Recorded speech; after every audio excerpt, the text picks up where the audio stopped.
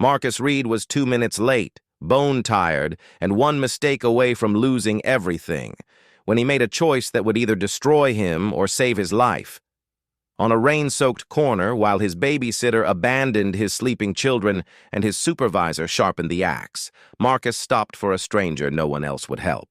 He thought walking an elderly woman home in the storm was just kindness. He had no idea she was watching, remembering, and preparing to do something that would shock his boss, silence an entire hotel lobby, and prove that one act of compassion could rewrite a man's entire future. But first, his world would have to fall completely apart. If you're watching this, hit subscribe and tell me where you're watching from. Because this story will remind you that sometimes the people we help become the ones who save us. The rain hit the pavement like 1,000 tiny hammers. Marcus Reed stood under the hotel's back entrance awning, staring at the wall of water between him and the bus stop 3 blocks away. His shoulders ached from 8 hours of mopping floors, scrubbing toilets and emptying trash bins. His hands smelled like bleach no matter how many times he washed them. He checked his phone. 10:47 p.m. The babysitter had texted twice, once at 10:15. Running late? Again at 10:30. Marcus, I have class early tomorrow. He typed back quickly. On my way, so sorry. Be there in 20. 20 minutes if the bus came on time. 25 if it didn't. 30 if he had to walk part of the way because he missed it. Marcus pulled his jacket tighter and stepped into the rain. No umbrella. He'd left it at home that morning because the sky had been clear. Now the sky was dumping everything it had, and he was paying for that mistake. The cold water soaked through his jacket within seconds. His work shoes, cheap sneakers with holes in the soles, squished with every step. He walked fast, head down, counting the blocks in his mind. 3 blocks to the bus stop, 12 stops on the bus, 4 blocks from the bus to home. He could do this. He always did. But then he saw her.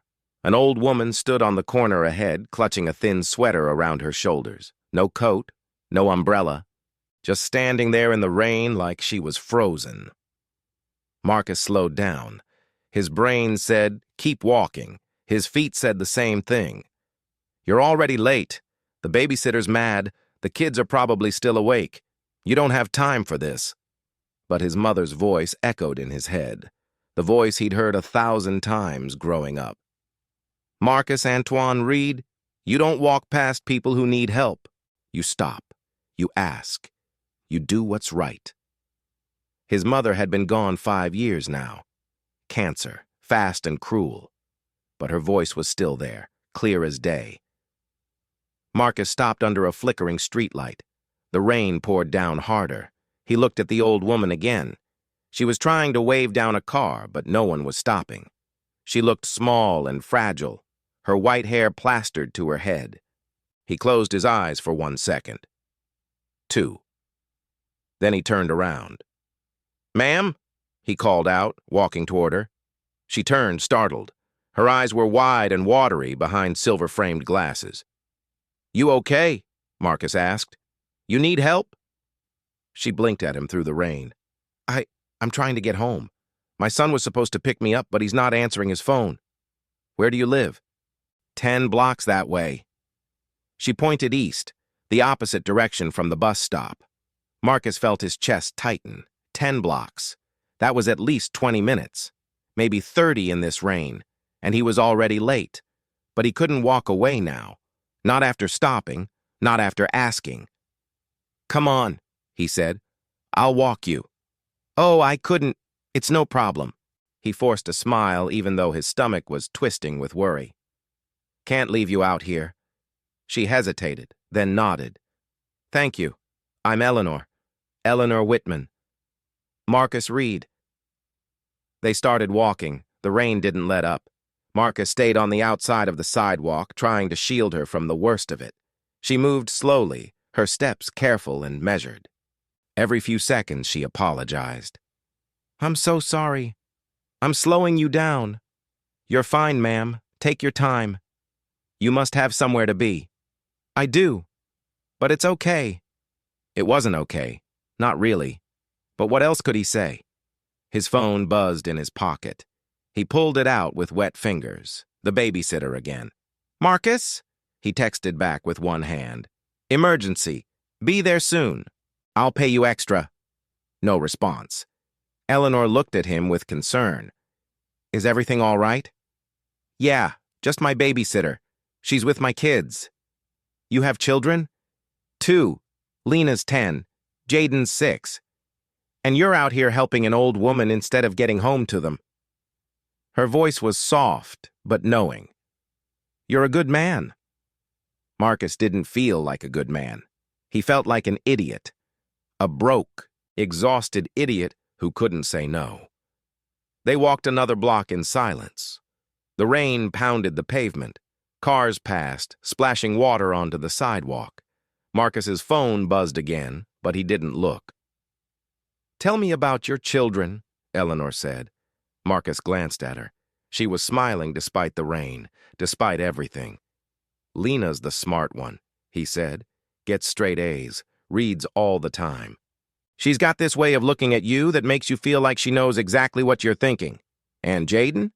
Jaden's my sensitive one. Sweet kid. Gets anxious easy. Needs routine." Marcus felt his throat tighten. "He's been asking if we're going to move again. I keep telling him no, but I don't think he believes me." "Why would you move?" Marcus hesitated. He didn't usually talk about his life with strangers, but something about Eleanor's voice, calm and steady, made the words come easier. "Money's tight," he said. "Real tight. I'm barely covering rent. If I lose my job or miss too many shifts, we're done. We'll be out on the street. That's a heavy burden to carry alone. I don't have a choice. Their mom's gone. It's just me." "Gone?" "Died 4 years ago. Car accident." Marcus swallowed hard. 1 minute she was there. Next minute she wasn't. Eleanor was quiet for a moment. Then she said, "I lost my husband 3 years ago. Heart attack. We were married 48 years. "I'm sorry. So am I." Her voice was steady, but Marcus heard the pain underneath.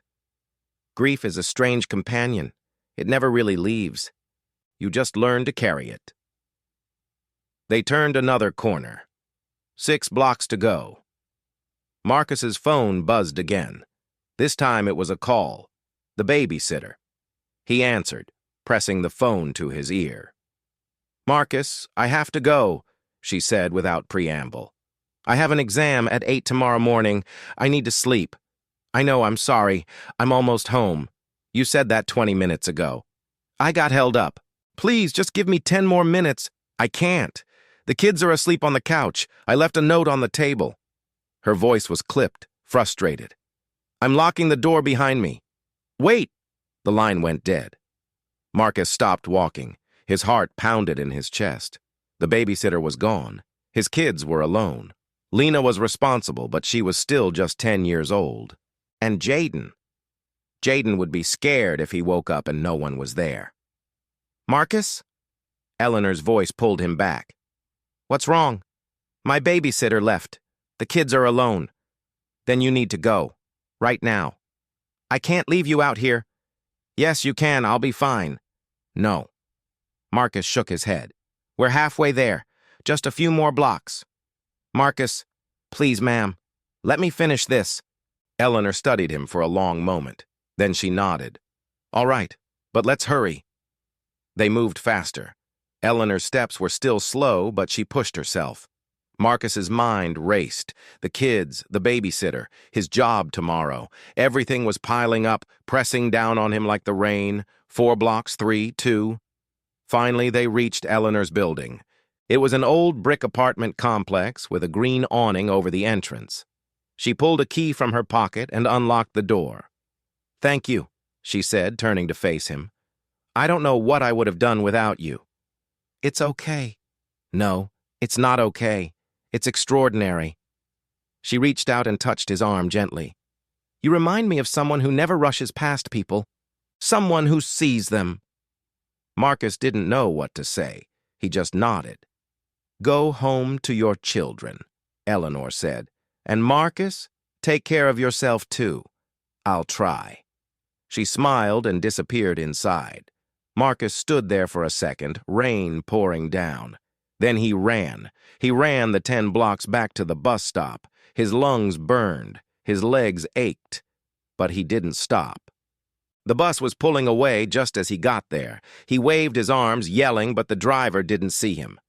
No, no, no! The bus disappeared around the corner.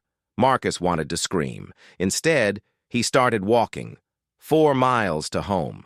In the rain, in wet shoes, with no money for a cab. He walked. By the time he reached his apartment building, it was almost midnight. His hands shook as he unlocked the door. Inside, the lights were off except for the small lamp by the couch. Lena and Jaden were asleep, curled up together under a blanket. Lena's arm was wrapped protectively around her little brother. On the table was a note from the babysitter. I'm sorry, I couldn't wait any longer. Marcus felt something crack inside him.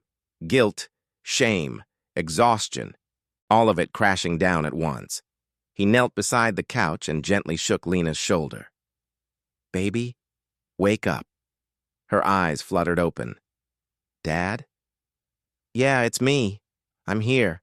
I'm sorry I'm late. It's okay. She sat up slowly, rubbing her eyes. The babysitter said she had to go. I told her I'd watch Jaden. You shouldn't have to do that.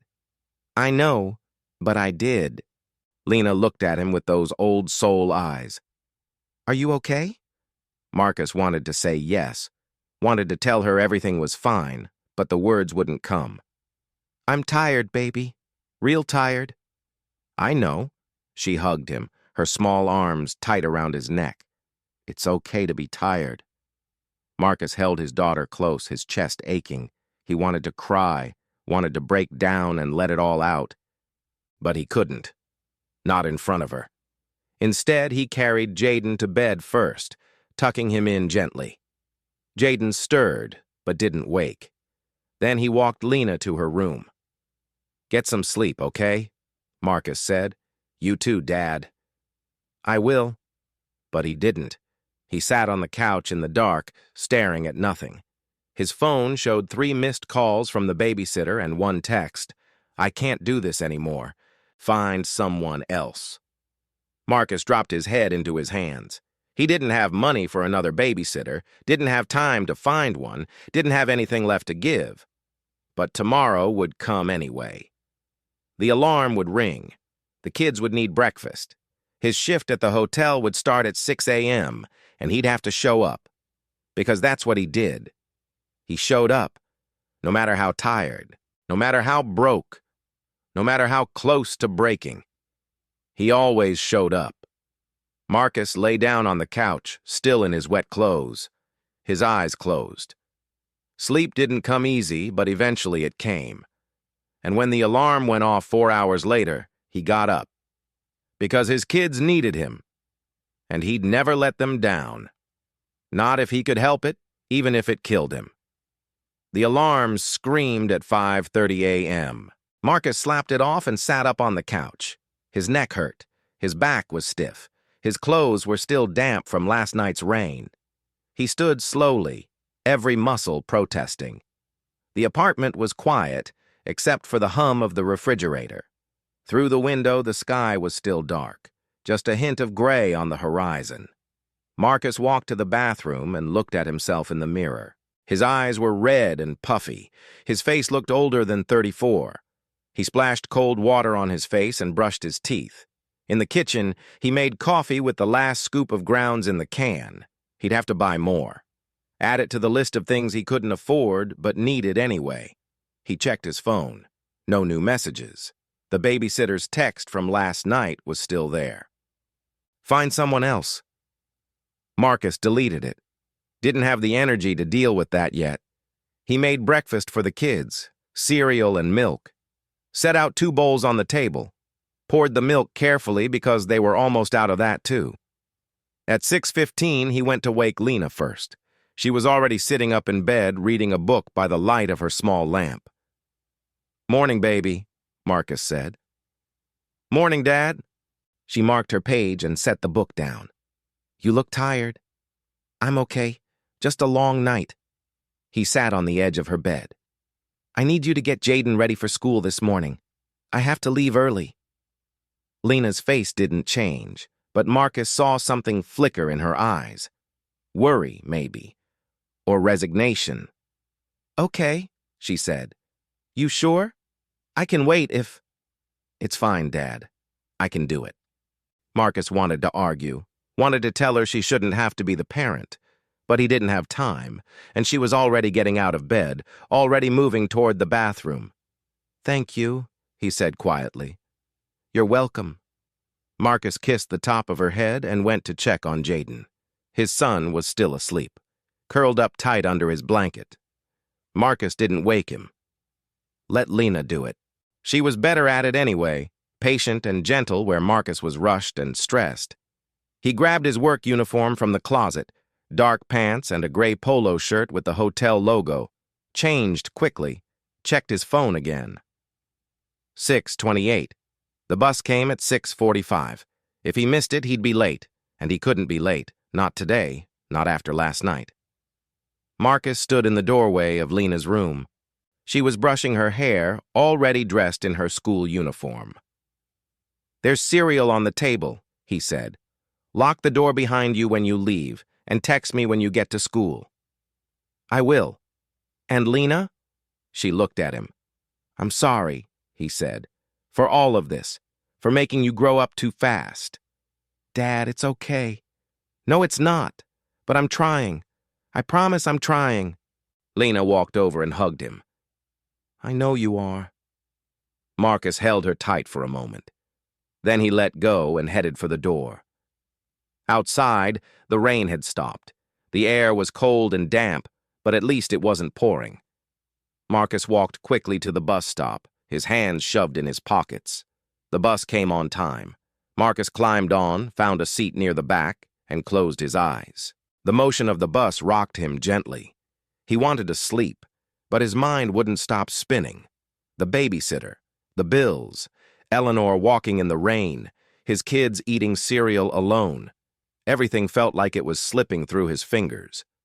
The hotel was downtown, a tall glass building that looked expensive from the outside but was worn and tired on the inside. Marcus clocked in at 7:02 a.m., 2 minutes late. Mr. Collins, his supervisor, was waiting by the time clock. He was a thin man in his 50s with gray hair and a permanent frown. He looked at Marcus over the rim of his glasses. You're late, Reed. Sorry, sir. The bus? I don't want to hear it. Just don't let it happen again. Yes, sir. Collins walked away without another word. Marcus exhaled slowly and grabbed his cleaning cart from the supply closet. Another day. Another shift. Another dollar that barely made a dent in what he owed. Rosa Martinez was already in the hallway, mopping the floor near the elevator. She was a short woman with kind eyes and hands that never stopped moving. Morning, Marcus, she said. Morning. You look rough. Long night. Aren't they all? She leaned on her mop and lowered her voice. Hey, did you hear about the budget cuts? Marcus's stomach dropped. What budget cuts? Collins was talking about it yesterday. Said the owner's looking to reduce staff, cut hours, maybe let people go. Who? Don't know yet, but Collins said anyone who can't keep up or causes problems is on the list. Marcus felt cold all over. When? Soon, maybe next month. Rosa looked at him with sympathy. Just keep your head down, okay? Don't give them a reason. Yeah, okay. Rosa went back to mopping. Marcus pushed his cart toward the stairs. His hands were shaking. He couldn't lose this job, not now, not ever. This job was everything. It paid the rent, bought the food, kept the lights on. Without it, they had nothing. Marcus worked through the morning in a daze. He cleaned rooms on the 3rd floor, made beds, scrubbed bathrooms, vacuumed carpets. His mind was somewhere else, counting dollars, calculating how long they could survive if he got laid off. Not long, maybe a month, maybe less. At 10:30, he was cleaning a room near the elevator when he heard Collins's voice in the hallway. Reed! Marcus stepped out. Yes, sir? You missed a spot in 312. Go back and fix it. Sorry, sir. I'll do it now. You need to focus. You're all over the place today. Yes, sir. Collins walked away. Marcus went back to room 312 and found the missed spot, a tiny smudge on the bathroom mirror. He wiped it clean and checked the room again. Everything else was perfect. But it didn't matter. Collins had noticed, and Rosa's words echoed in his head. Anyone who can't keep up or causes problems is on the list. Marcus was on that list. He could feel it.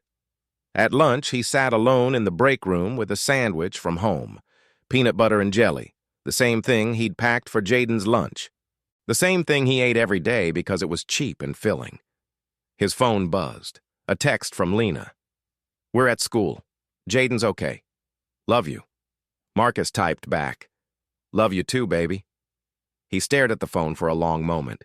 Then he opened his banking app. The balance stared back at him, cold and unforgiving. 127s, 43. Rent was due in 6 days. $950. He didn't have it. Wouldn't have it. Not unless he picked up extra shifts or found money somewhere else. Marcus put his phone away and finished his sandwich in silence. The afternoon dragged on.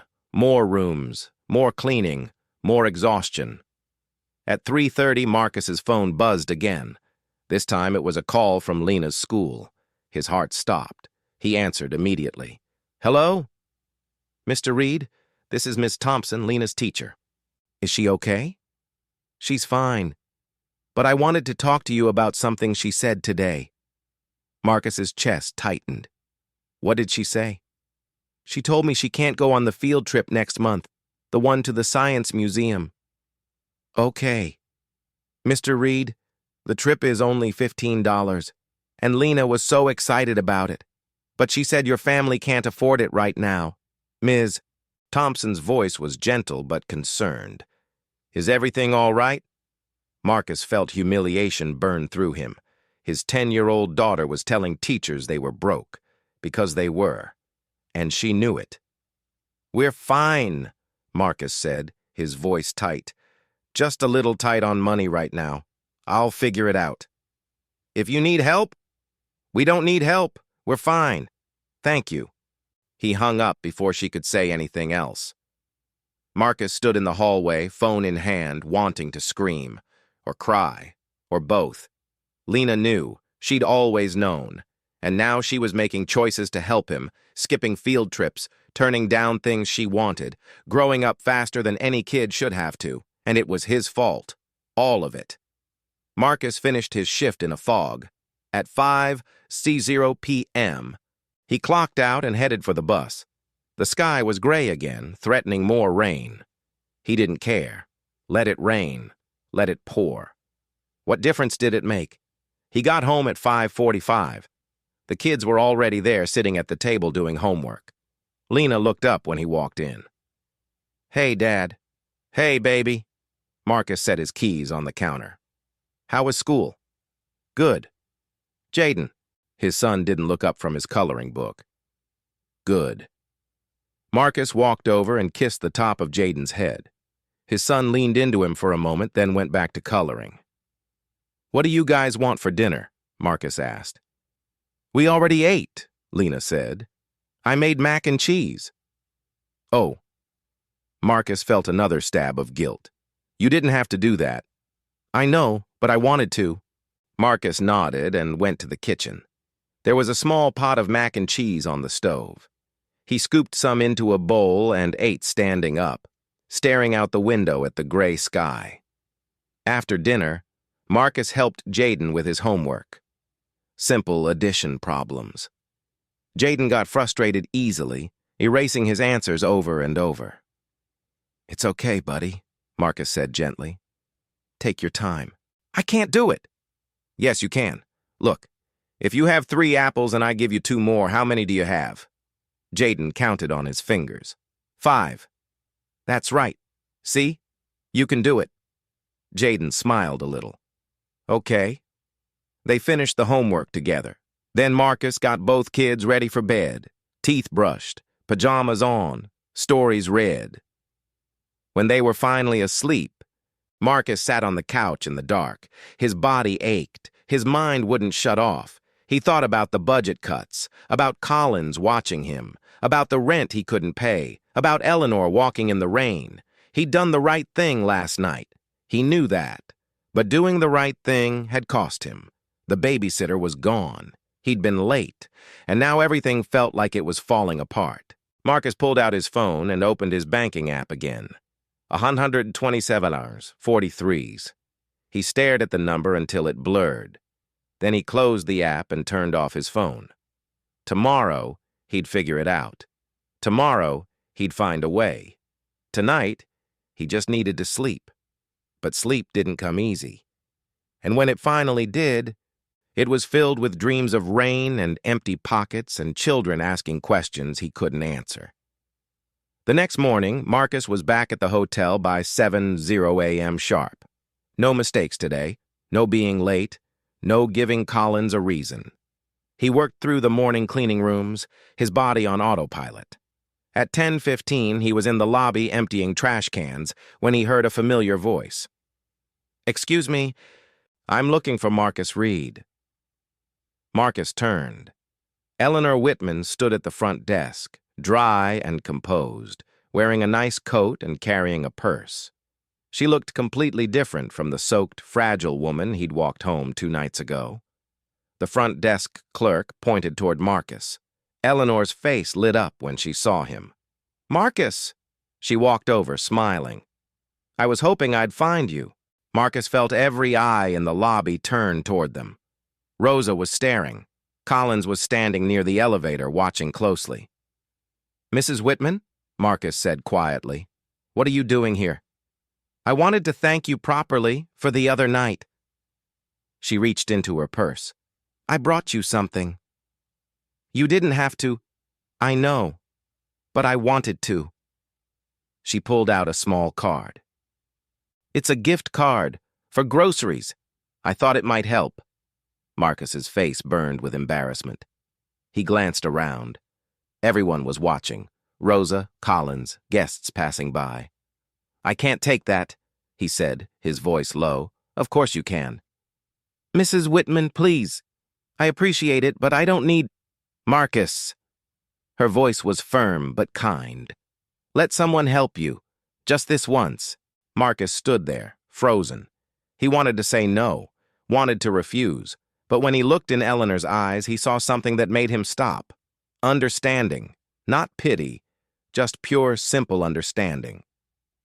"Thank you," he said quietly, taking the card. Eleanor smiled. "You're welcome. And Marcus, what you did for me, walking me home in that rain, that was kindness. Real kindness. The kind that doesn't ask for anything in return."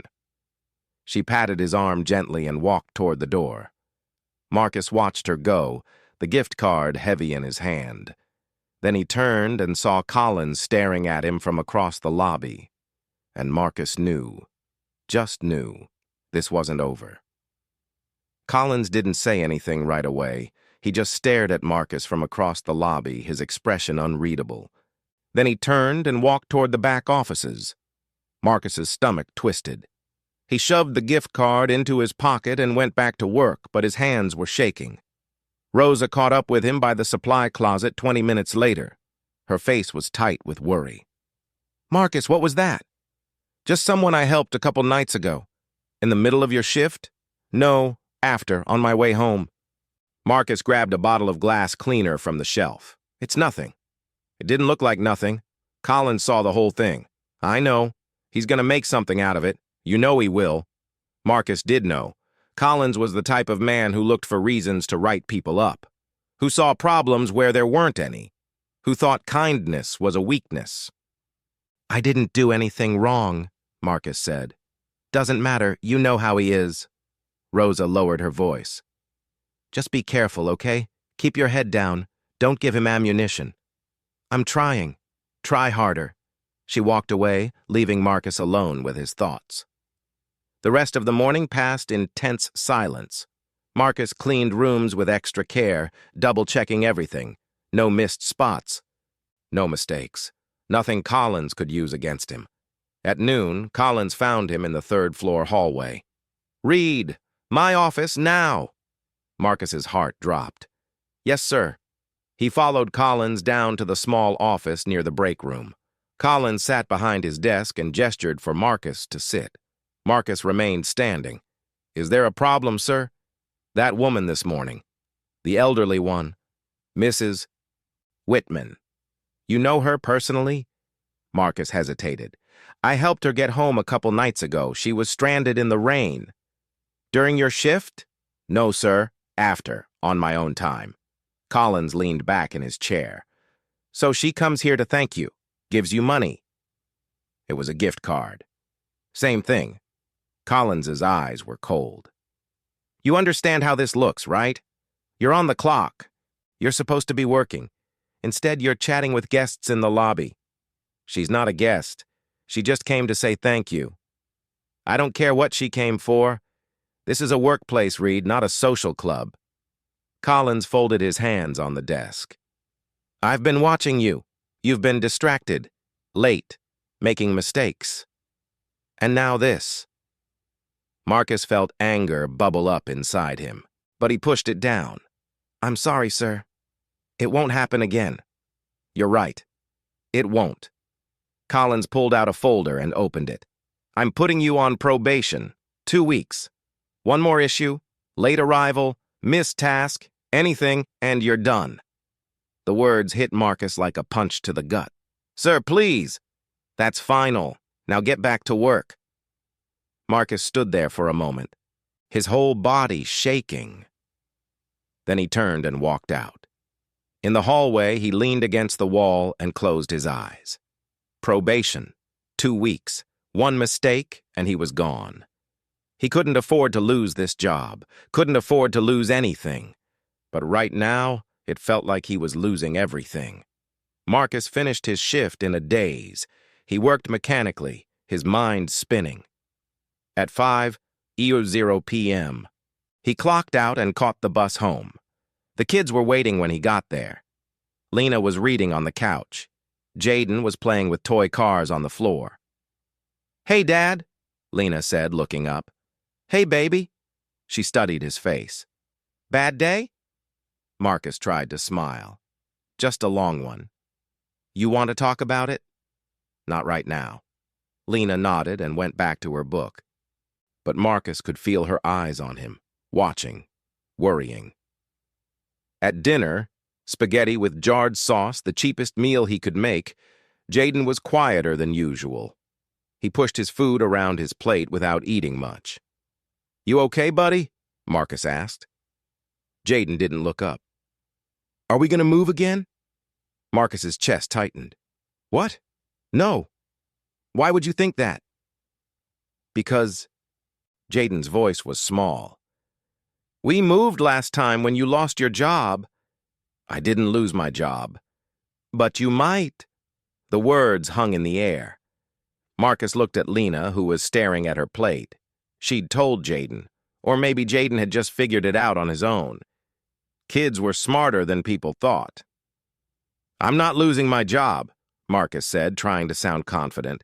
"Everything's fine." "You said that last time," Jaden whispered. Marcus didn't know what to say to that, because Jaden was right. He had said that last time, and then they'd lost the apartment and had to move to this smaller, cheaper place. "Listen to me, buddy." Marcus reached across the table and took Jaden's hand. "I'm doing everything I can to keep us here, to keep us safe, I promise." "But what if you can't? Then we'll figure it out, together, like we always do." Jaden's eyes filled with tears. "I don't want to move. I like my school. I like my teacher." "I know, baby, I know." Marcus pulled Jaden onto his lap and held him close. His son buried his face in Marcus's shoulder and cried softly. Lena got up and hugged them both, her arms wrapped tight around her father and brother. And Marcus felt like the worst dad in the world. After dinner, Marcus put Jaden to bed early. His son was exhausted from crying. Marcus sat with him until he fell asleep, stroking his hair gently. In the living room, Lena was doing homework at the table. Marcus sat down across from her. "You told him?" Marcus said quietly. Lena didn't look up. "He asked. I didn't lie. I know. I'm not mad. He's scared, Dad. So am I." Marcus felt his throat tighten. "I'm trying, Lena. I'm trying so hard." "I know." She finally looked at him, her eyes old and tired. "But trying doesn't always fix things." The truth of her words cut deep. Marcus wanted to argue, wanted to tell her it would all work out, but he couldn't, because he didn't know if it would. "I'm sorry," he said instead. "Stop apologizing, just fix it." "I don't know how." Lena reached across the table and took his hand. "Then let someone help you." "I can't." "Yes, you can. That lady today, Mrs. Whitman, she wanted to help. You should have let her." "I did let her. She gave me the gift card." "That's not what I mean." Lena squeezed his hand. "I mean really let her help. Let people in, Dad. You don't have to do everything alone." Marcus stared at his daughter. When had she gotten so wise? When had she learned to see through him so clearly? "I'll think about it," he said finally. "Good." Lena went back to her homework. Marcus sat there for a while, watching her work. Then he got up and went to the kitchen to clean up. He washed dishes slowly, his mind turning over everything that had happened. Collins, the probation, the budget cuts, the rent, his kids' fear. Eleanor's voice echoed in his head. "Let someone help you. Just this once." But Marcus didn't know how. He'd been doing everything alone for 4 years. Ever since his wife died. Ever since he became the only parent, the only provider, the only one holding everything together. Letting people in felt dangerous. Like opening a door he wouldn't be able to close. But maybe Lena was right. Maybe trying alone wasn't enough anymore. The next morning, Marcus got to work at 6:55 a.m., 5 minutes early. He worked through the morning without stopping, without mistakes. He was invisible, quiet, perfect. At 10:30, he was cleaning the lobby bathrooms when he heard voices near the front desk. "Excuse me, I'd like to speak with the manager, please." Marcus froze. That voice. He knew that voice. He stepped out of the bathroom and saw Eleanor at the front desk. She was dressed nicely again, her white hair neat, her posture straight. The desk clerk looked uncomfortable. "Is there a problem, ma'am?" "Not at all." "I just need to speak with whoever's in charge. It's important." Marcus's stomach dropped. No, no, no, no. She couldn't be here, not again, not after yesterday. He started to walk toward her, but Rosa grabbed his arm. "Don't," Rosa hissed. "Collins is watching." Marcus looked across the lobby. Collins was standing near the elevator, his eyes locked on Eleanor. "I have to stop her," Marcus said. "You can't. It'll make things worse." But Eleanor had already spotted him. She smiled and waved. "Marcus, good morning." Every head in the lobby turned. Collins started walking toward them. Marcus felt panic rise in his chest. This was it. This was the end. One more issue, Collins had said, and here it was. Eleanor walked over to him, ignoring Collins completely. "I hope you don't mind me stopping by again. I have something important to discuss with your management. Mrs. Whitman, please." "Is there a problem here?" Collins appeared beside them, his voice sharp. Eleanor turned to him calmly. "Are you the manager?" "I'm the floor supervisor, Mr. Collins." "Wonderful. I need to speak with you and the owner, if possible." Collins frowned. "About what?" "About Marcus Reed, and why he deserves recognition for his character and service." Marcus wanted to disappear, wanted the floor to open up and swallow him whole. Collins's expression didn't change. "Ma'am, if you have a complaint—" "Not a complaint. A commendation." Eleanor's voice was firm but polite. "This young man helped me when no one else would. He walked me home in the rain, made sure I was safe, and asked for nothing in return. That's the kind of employee you should value, not punish." Collins's jaw tightened. "Ma'am, I appreciate your feedback, but..." Is the owner available? Eleanor interrupted. I'd like to speak with him directly. The owner is very busy. Then I'll wait. Eleanor walked over to a chair in the lobby and sat down. She folded her hands in her lap and looked at Collins expectantly. Collins stared at her for a long moment. Then he looked at Marcus, his expression cold. Get back to work, Reed. Yes, sir. Marcus walked away on shaking legs. Behind him, he heard Collins talking to the front desk clerk in a low, angry voice. This was bad. This was really bad. Rosa found him in the supply closet 10 minutes later. What was that? I don't know. She just showed up. Collins is furious. I know. Marcus, you need to fix this, now, before he fires you. I can't fix it. I didn't ask her to come. Doesn't matter. He thinks you did. Rosa grabbed his arm. Go talk to her. Tell her to leave, please. Marcus nodded and headed back to the lobby. But when he got there, Eleanor was gone. And Collins was standing by the front desk, holding a piece of paper. When he saw Marcus, his expression was unreadable. Reed. With me. Marcus followed him to the back offices. His heart was pounding so hard, he thought it might explode. Collins led him past his own office to a larger one at the end of the hall. He knocked twice. Come in, a voice called. Collins opened the door. Inside was a man Marcus had only seen a few times, Mr. Patel, the hotel owner. He was in his 60s, with gray hair and kind eyes. He sat behind a large desk, and Eleanor sat in the chair across from him. Mr. Reed, Mr. Patel said, gesturing to the empty chair, please sit down. Marcus sat, his whole body tense. Mrs. Whitman has been telling me quite a story, Mr. Patel said, about how you helped her the other night. Marcus glanced at Eleanor, then back at Mr. Patel. Sir, I didn't ask her to come here. I know you didn't. Mr. Patel's voice was calm. But she came anyway, and she had some very interesting things to say about you, and about how you've been treated here. Collins shifted uncomfortably beside the door. Eleanor leaned forward. Marcus is a good man, Mr. Patel. He works hard. He cares about people. And from what I've observed, he's been treated unfairly because of one act of kindness. Mrs. Whitman, Collins started. Let her finish, Mr. Patel said quietly. Eleanor continued. I come to this hotel once a month for my book club. I've been doing it for 3 years. I know your staff. I see how they work. And Marcus is one of the best you have. But Mr. Collins here seems to think kindness is a liability. Collins's face reddened. That's not... Is it true you put Marcus on probation? Mr. Patel asked, looking at Collins. Yes, but... For what reason? Collins hesitated. Multiple infractions. Being late, distracted. And yesterday, he was socializing with a guest during work hours. I approached him, Eleanor said firmly. He was working. I interrupted. If anyone should be reprimanded, it's me.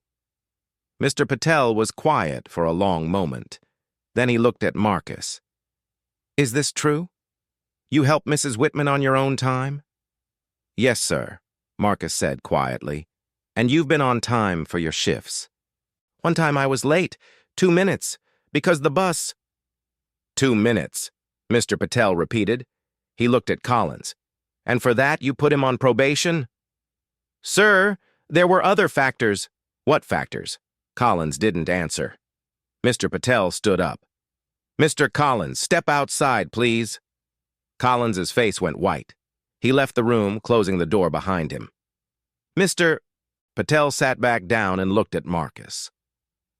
I'm sorry, he said simply. Marcus blinked. Sir? You shouldn't have been treated this way. Mr. Collins is overzealous sometimes, but that's no excuse. He picked up a pen and made a note on a paper. The probation is lifted, effective immediately. Marcus felt like he couldn't breathe. Thank you, sir. And Marcus, keep being the kind of person who helps others. We need more of that in the world. Marcus nodded, his throat too tight to speak. Eleanor stood up. "Thank you, Mr. Patel, for listening. Thank you for speaking up, Mrs. Whitman." They all walked out together. In the hallway, Collins was waiting, his face a mask of controlled fury. "Mr. Collins," Mr. Patel said. "A word." Collins followed Mr. Patel back into the office. The door closed. Eleanor turned to Marcus. "Are you all right?" Marcus stared at her, overwhelmed. "You didn't have to do that." "Yes, I did. You helped me when I needed it. Now I'm helping you." "But—" "No buts. Sometimes we have to let people stand up for us, Marcus. That's not weakness. That's community." Marcus felt tears prick his eyes. He blinked them back quickly. "Thank you," he whispered. Eleanor smiled. "You're welcome." She walked toward the lobby, leaving Marcus standing in the hallway, his world completely changed. Rosa appeared beside him. "What just happened?" I think someone just saved my job." "Eleanor Whitman?" "Yeah." Rosa shook her head in amazement. "That woman is something else." "Yeah," Marcus said softly. "She really is." Marcus finished his shift in a daze. His hands moved automatically, cleaning, wiping, emptying trash, but his mind was somewhere else entirely. Every time he passed the lobby, he half expected to see Collins glaring at him or Mr. Patel calling him back to the office. But nothing happened. Collins stayed in his office with the door closed. Mr.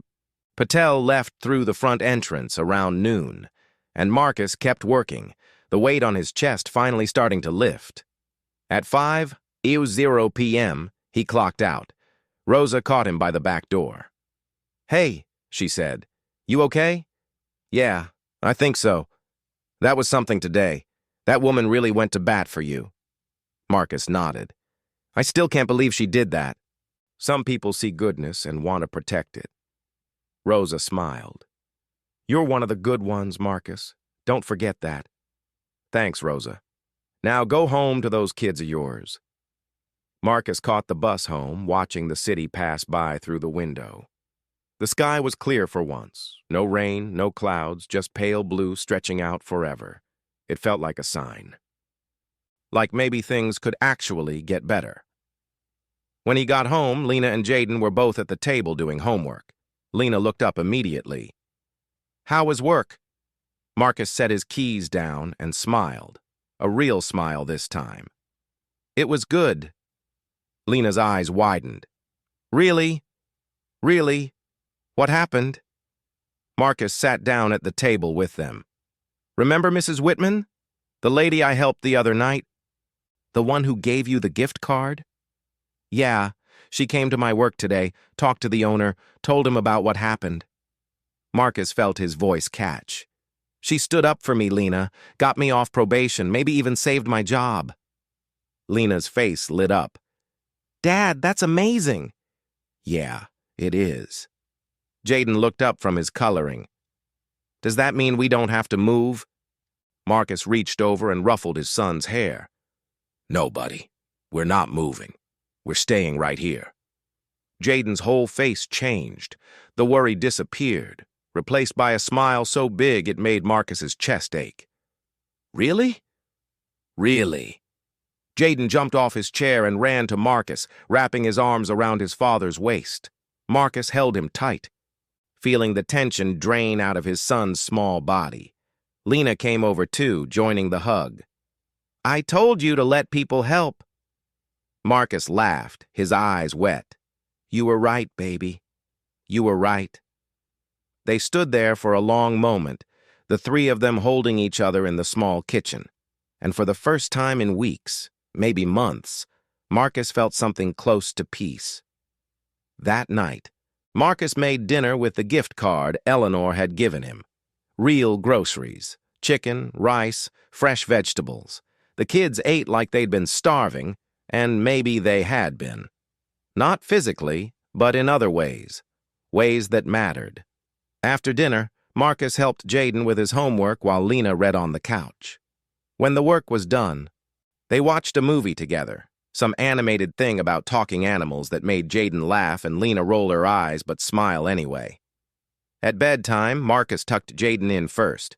His son looked up at him with sleepy eyes. "Dad?" "Yeah, buddy? I'm glad we're not moving." "Me too. And I'm glad that nice lady helped you." Marcus smoothed Jaden's hair back. "Me too, buddy. Me too." He kissed his son's forehead and turned off the light. In Lena's room, she was already in bed, her book open on her lap. "You don't have to read me a story tonight, Dad. I know you're tired." Marcus sat on the edge of her bed anyway. "I'm not that tired." "Yes, you are. But it's a different kind of tired now." Marcus looked at his daughter. "What do you mean?" "Before, you were tired from carrying everything alone. Now you're just regular tired from working." She closed her book. "It's better. When did you get so smart?" "I've always been smart. You just notice now." She smiled. "I'm proud of you, Dad, for letting that lady help. I know it was hard." "Yeah, it was." Marcus took her hand. "But you were right. I can't do everything alone. I need to let people in sometimes." "Good. Because we need you to be okay. Jaden and me, we need you." "I know, baby. And I'm trying. I promise I'm trying." "I know you are. That's why we love you." Marcus kissed her forehead and stood up. "Love you too. Now get some sleep." "Night, Dad. Night." Marcus turned off the light and closed the door halfway. In the living room, he sat on the couch in the quiet. His body ached, but it was a good ache, the kind that came from honest work and knowing your kids were safe and fed. He pulled out his phone and looked at his banking app. The balance was still low, 127s. 43, but the gift card meant he didn't have to spend any of it on groceries for at least a week. Maybe 2 if he was careful. It wasn't much, but it was something. And right now, something felt like everything. Marcus put his phone away and closed his eyes. Tomorrow he'd go to work. He'd keep his head down and do his job well. He'd prove that Mr. Patel's faith in him wasn't misplaced. But tonight, he just wanted to rest. The next few days passed quietly. Marcus worked his shifts without incident. Collins avoided him, which was fine by Marcus. Mr. Patel nodded to him once in the hallway, a small gesture that felt like approval. Rosa brought him coffee one morning and told him everyone was talking about what happened. "You're like a legend now," she said, "the guy who got saved by a little old lady." Marcus laughed. "I don't know about that." "Well, it's true, and people respect it. Respect you." On Thursday afternoon, 3 days after Eleanor's visit, Marcus was cleaning the lobby when he saw her walk through the front door. She was carrying her purse and wearing a long coat. She smiled when she saw him. "Hello, Marcus." "Mrs. Whitman." "Hi. Do you have a moment?" Marcus glanced around. His cart was nearby, his work in progress.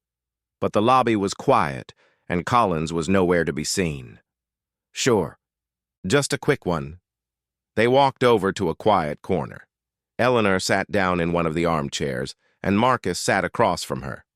"I wanted to check on you," she said. "Make sure everything worked out." "It did. More than worked out. You saved my job, Mrs. Whitman. I don't know how to thank you." "You don't have to thank me. You saved me first, remember? Walking me home in that rain. Staying with me even though you were late." She smiled.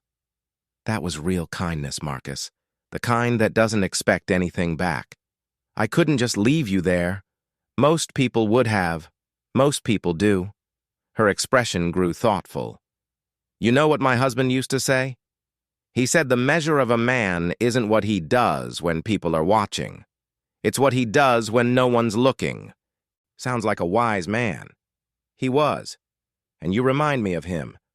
Eleanor leaned forward slightly. "You have children, don't you? 2, Lena's 10, Jaden's 6. And you're raising them alone." "Yeah, their mom died 4 years ago." "That's a heavy burden." Sometimes, but they're good kids. They make it easier. Eleanor was quiet for a moment. Then she said, I had a son. He was supposed to pick me up that night. The night you found me. What happened? He forgot. He's busy with his own life, his own family. I don't blame him. She smiled sadly. But sometimes I feel invisible. Like I could disappear and no one would notice for days. Marcus felt his chest tighten. I'm sorry. Don't be. I'm telling you this because I want you to understand something. She looked him in the eye. When you stopped that night, when you asked if I needed help, you saw me. Really saw me. Not an old woman in the way. Not a burden. Just a person who needed help. Of course. No, not of course. Most people don't do that. They walk past, they pretend they don't see, but you stopped. Her voice was firm. That's why I came to your work, not because I owed you. Because the world needs people like you, and people like you shouldn't be punished for having a good heart. Marcus didn't know what to say. His throat felt tight, his eyes burning. Thank you, he finally managed. You're welcome. Eleanor stood up. Now I have to get to my book club, but I'll see you around, Marcus Reed. Yes, ma'am. She walked away, and Marcus sat there for a moment, letting her words sink in. You saw me. That's what Lena had said, too. That's what Eleanor had needed. Not help, exactly, but to be seen, to matter. Marcus stood up and went back to work. But something had shifted inside him, something small but profound. He wasn't alone. He'd thought he was all these years, thought he had to be the strong one, the one who carried everything and never asked for help. But Eleanor had shown him something different. Community, connection, the quiet strength that comes from letting people in. That evening, Marcus got home to find Lena making dinner. She'd used the last of the groceries from the gift card, pasta and vegetables and some kind of sauce she'd improvised. Smells good, Marcus said. It's probably terrible, but I tried. I'm sure it's great.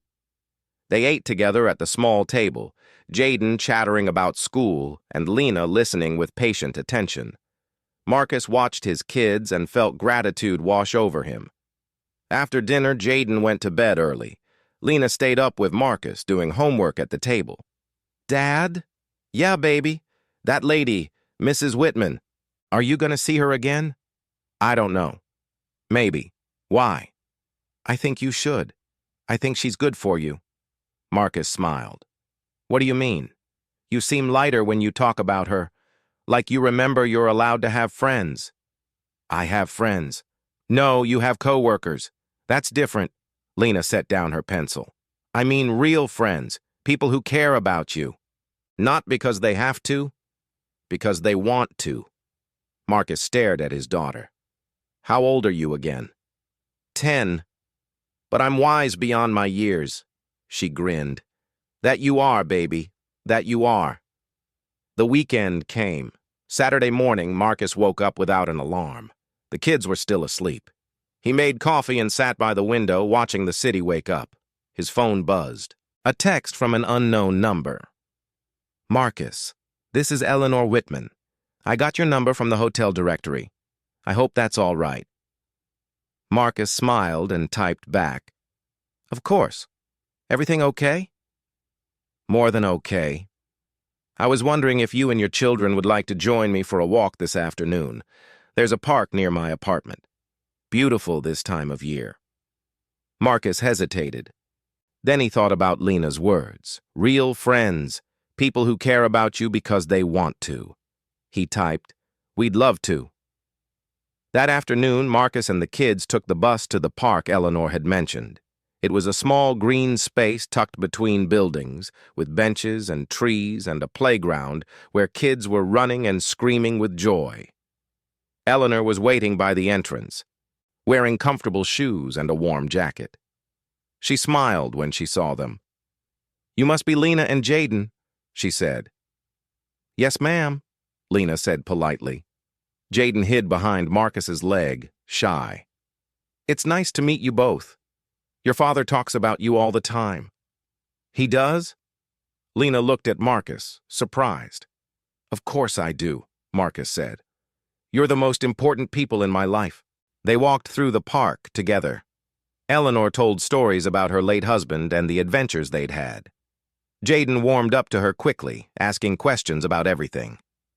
Lena walked beside Marcus, quiet but content. At the playground, Jaden ran off to play. Lena followed more slowly, keeping an eye on her brother. Marcus and Eleanor sat on a bench watching. You have beautiful children, Eleanor said. Thank you. They're everything to me. I can tell. They're lucky to have you. I'm the lucky one. They sat in comfortable silence for a while. Then Eleanor said, You know, I've been thinking about what you said, about carrying everything alone. Yeah? I used to do that too after my husband died. I thought asking for help made me weak, made me a burden. She smiled sadly. But all it did was make me lonely. Marcus nodded. I know that feeling. But then you helped me that night. And I realized something. Letting people help isn't weakness. It's wisdom. It's knowing we're not meant to do life alone. My daughter said something similar. Smart girl. Eleanor looked at him. You deserve good things, Marcus. A full life. Friendship. Maybe even love again someday. Marcus felt his face warm. I don't know about that. Why not? You're young. You're kind. You're a wonderful father. Any woman would be lucky to have you. I can't think about that right now. The kids would want you to be happy. Trust me. They would. Marcus watched Jaden on the swings, Lena pushing him gently. Maybe someday, but not yet. That's fair. Just don't wait too long. Life is shorter than we think. They stayed at the park for another hour. When the sun started to set, Marcus gathered the kids and they walked Eleanor home. She lived in the same building where he'd dropped her off that rainy night.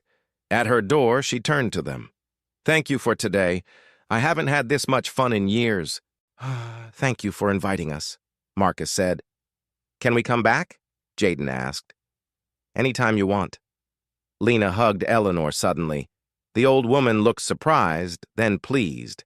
She hugged Lena back, her eyes bright with tears. You're a special girl, Eleanor said. So are you, Lena replied. On the bus ride home, both kids fell asleep against Marcus's shoulders. He sat there, feeling the weight of them, the warmth. His body was tired, but his heart was full. When they got home, he carried Jaden inside and tucked him into bed. Lena stumbled to her room on her own, barely awake. Marcus stood in the hallway between their rooms, listening to their steady breathing. His children. His whole world. But now he had something else too. A friend. A connection. Someone who saw him and let him see her in return. It wasn't much, but it was enough. The next few weeks passed in a gentle rhythm. Marcus worked his shifts. The kids went to school. And every Saturday, they went to the park with Eleanor. It became a tradition, something to look forward to, something that made the hard days easier. One rainy Saturday evening, almost a month after that first night, Marcus walked Eleanor home again. The rain was lighter this time, a gentle drizzle instead of a downpour. But Marcus still shared his umbrella with her, just like before. This feels familiar, Eleanor said, smiling. Yeah, except this time I'm not late for anything. Progress. They walked slowly, talking about small things. The weather, the kids, Eleanor's book club. When they reached her building, she stopped and turned to him. Marcus, I want to tell you something. Okay. That night you helped me, the first night. I was in a dark place. I'd been feeling useless, invisible, like my life didn't matter anymore. Her voice was steady but soft. I'd actually thought about not going home, just sitting there in the rain until someone found me. Or didn't. Marcus felt his chest tighten. Mrs. Whitman, but then you stopped. You asked if I needed help. You walked me home, even though it cost you. And you reminded me that I still mattered. that I was still seen. She took his hand. You saved my life that night, Marcus. Not from the rain, from giving up. Marcus couldn't speak. Tears burned in his eyes. So thank you, Eleanor said, for seeing me and for letting me see you. You saved my life too, Marcus said quietly. You stood up for me when I couldn't stand up for myself. You reminded me I don't have to do everything alone. Then we saved each other. That's how it works. That's how community works. They stood there in the rain, two people who'd found each other by accident and helped each other on purpose. I should go, Marcus said finally. The kids are waiting. Of course. Tell them I said hello. I will. And Mrs. Whitman? Yes? Same time next Saturday? She smiled. I wouldn't miss it. Marcus walked home through the rain, the umbrella over his head, his heart lighter than it had been in years. The city stretched out around him, bright lights and dark streets and people rushing by. But he wasn't rushing anymore, wasn't running from his life or from connection. He was walking, steady and purposeful, with people who saw him and people he could see in return. When he got home, the kids were waiting up for him. Lena was reading on the couch. Jaden was playing quietly with his cars. How's Mrs. Whitman? Lena asked. Good. She says hello. When are we seeing her again? Next Saturday, like always. Good. Lena smiled. I like her. Me too, baby, me too. Marcus sat down between his kids. Jaden climbed into his lap immediately. Lena leaned against his shoulder, and they stayed like that for a long time, the three of them together. Outside, the rain faded. The city quieted. And inside their small apartment, Marcus Reed felt something he hadn't felt in years. Hope. Not just for tomorrow or next week, but for a future that was bigger than just surviving. A future with friends and community and people who cared. A future where he didn't have to carry everything alone, because he'd learned the truth. The truth Eleanor had shown him. The truth Lena had spoken. Kindness didn't weaken you. It connected you. It built bridges between broken places. It turned strangers into friends and loneliness into belonging. And Marcus wasn't alone anymore. He had his kids. He had Eleanor. He had Rosa and even Mr. Patel, who'd shown him fairness when it mattered most. He had community, and that made all the difference. That night, after the kids were asleep, Marcus stood by the window and looked out at the city. The rain had stopped completely. The sky was clearing.